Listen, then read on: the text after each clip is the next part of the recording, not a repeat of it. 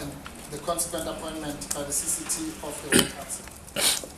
We have taken advice from our legal team around the process of finalizing court papers for an application in the High Court Johannesburg. It should be filed and served shortly. The validity or otherwise of the election of members of the two bodies obviously has an impact on the validity of the disciplinary processes against us, including both our suspension and the disciplinary proceedings, as well as your appointment and the authority to chair the inquiry. In view of the fact that your own election as chairperson is the subject of the legal challenge, it is obviously inappropriate for you to sit as an independent chairperson in the disciplinary inquiry. For this reason, we do not recognize the validity of the decision to suspend and charges or to appoint you as the chair of the disciplinary inquiry. We accordingly hereby give notice that we will not be attending the disciplinary inquiry. We call for it to be abandoned, failing that, in the event that the inquiry proceeds in our absence and despite our legal challenge, the issue of the processes instituted against us, as well as your appointment as chairperson. Any actions as may be taken by you in that regard will be challenged in the High Court of Appeal. Unquote. On 4th March 2015, the first sitting of the NDC was held at the agreed venue. All the charge sheets contained the following warning. Quote, you are warned that in terms of sub-rule 8 of the disciplinary procedure, section of the Code of Revolutionary Discipline of the EFF and the EFF Constitution, the National Disciplinary Committee may order that the proceedings continue in your absence if you do not appear at the venue and at the time determined for the proceedings, or do not remain in attendance during the proceedings until excused by the chairperson. Unquote.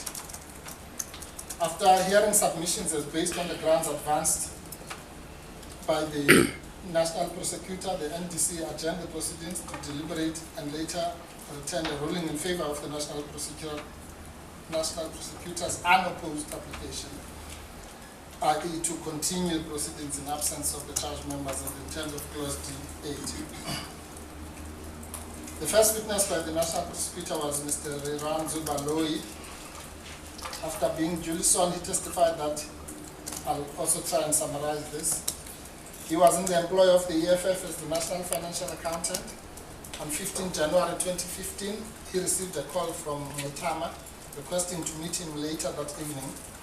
They met later in the suburb of Melville.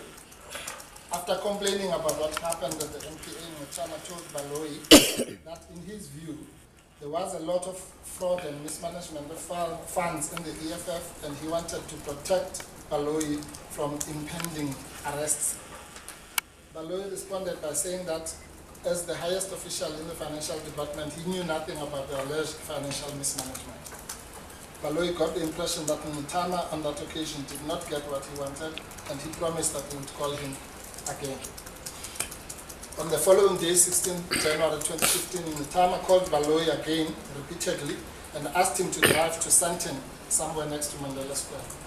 On his arrival there, Mutama jumped into Baloyi's car and directed him to a house which later turned out to belong to Kenny Kunene, a former EFF member who is currently a leader of a rival opposition party called the Patriotic Alliance. Kunene was there together with another PA leader, Aiton Mackenzie.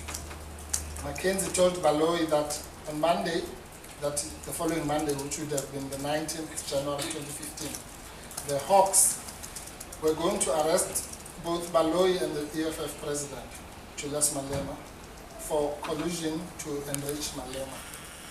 Mutama, Kunene, and Mackenzie had allegedly negotiated immunity for Baloyi.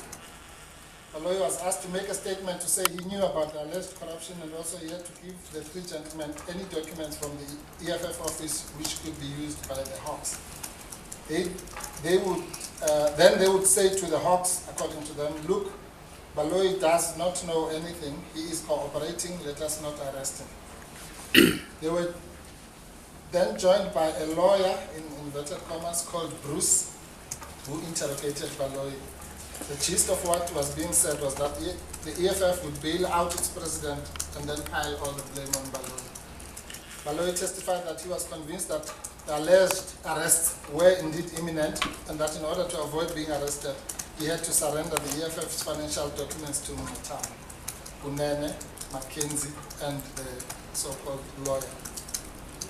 He told EFF information and handed it over to them. He feared for his family and children should he be arrested.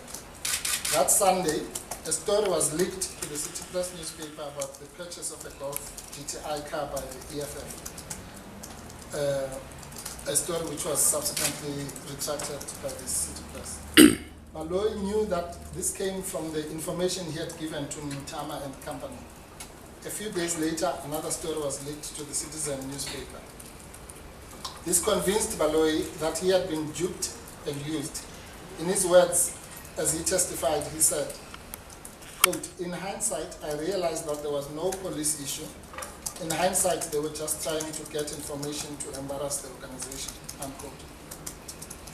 He testified that he kept on insisting to the persons that there was no corruption and that he had never worked directly with the president of the EFF or received instructions from him, at which he was informed that merely because of his position as the accounting officer, he would get 12 years imprisonment for fraud. This looked real to him at the time. He explained the issue of the purchase of the Golf GTI and that there was nothing untoward in respect thereof. He further testified that he later met with the lawyer who brought someone presented as a member of the Hawks, with whom the immunity deal was going to be cut. The Hawks guy, as he called him, later turned out to be a journalist from City Press. He had a historical relationship of trust with Mtama because they both used to belong to an organization called SNI before the formation of the EFF. Mtama also told him that Vikas Kotse, who had worked with Baloyi at some stage in the finance office, had also given them, Mtama, Kunene, and Mackenzie, some EFF information. Later on, Baloyi confronted Mtama for having hoodwinked him, in his words. He also wrote Mtama a detailed letter outlining how he was dragged into the scheme. He wrote, and I quote, "You saw my employment in the finance department as an opportunity for you to steal internal organizational documents and records and leaked those to the media with the sole intention of destroying its integrity in the eyes of South Africa." And he also wrote in the same letter, "I have in my possession all the text messages wherein you were pressurizing me to steal internal organizational records so that you can use them to undermine the integrity of the EFF." Baloyi was also subjected to some intense questioning by members of the NDC, and he stuck to his version. The second witness who was called was Secretary General Godrish Gadi. What follows is a summary of the gist of his evidence. He was elected Secretary General at the NPA. He was a member of the Central Command Team and War Council prior to the NPA. And the EFF constitution, according to him, was adopted on the 16th of December 2014, and the Code of Disciplinary Proceedings or Revolutionary Discipline was adopted on the 8th of February. The last page of the Constitution reads that, in summary, that the CCT shall adopt a code of conduct, which will be the EFF's guide on how issues of discipline and conduct are internally handled, and that the code of conduct shall be consistent with the organizational principles of the EFF contained in its constitution. He testified about the press conference which was planned to be held on 12 February 2015, which he observed on live television. He testified that this was done without the authorization of the EFF, and in which, or rather, a press conference in which Mtama, Litchfield, and Twala had participated. A video of this event was presented to the NDC. Testified about the history of the disciplinary proceedings and the relevant correspondence. He confirmed having received information from Baloyi regarding his handing over of EFF information to Mtama, Kunene, and Mackenzie, the latter two being leaders of the Patriotic Alliance political party.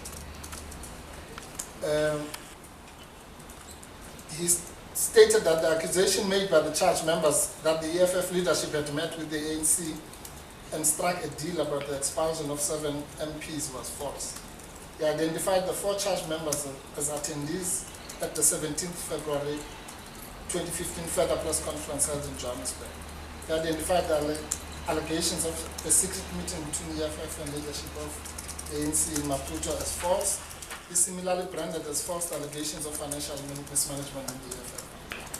Testified about unauthorized rally held on the 21st February 2015 and identified the participant charge members. A video clip of that rally was also shown to the NDC. He stated the suspension conditions given to the members, which they had allegedly breached,